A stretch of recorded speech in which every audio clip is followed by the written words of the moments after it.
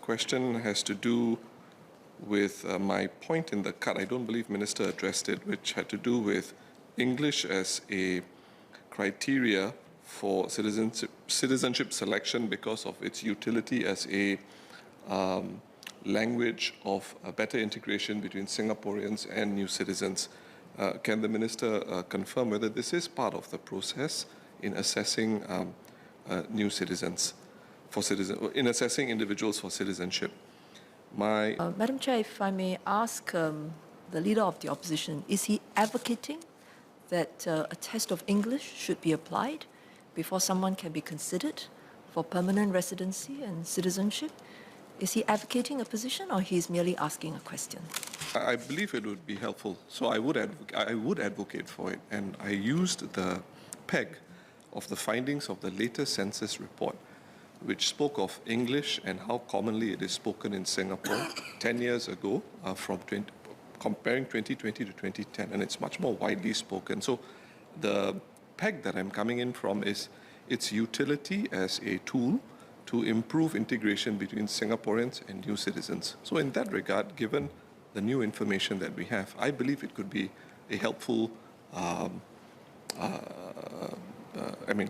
helpful tool to improve integration. On Mr Singh's advocacy of us using English perhaps as a test of the ability of a new citizen or permanent resident to integrate, I must admit to being quite surprised by his position.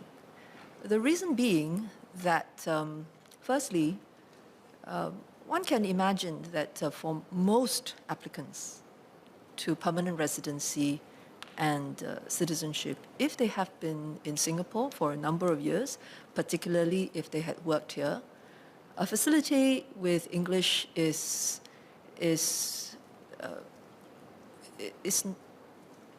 not surprising. And I would think that a test need not be applied. Now, for those who perhaps do not have a facility with English, cannot communicate easily with English, I think from our ground interactions, it's also quite clear who these individuals are likely to be. They are likely to be spouses of citizens or other permanent residents and have come from the same country of origin.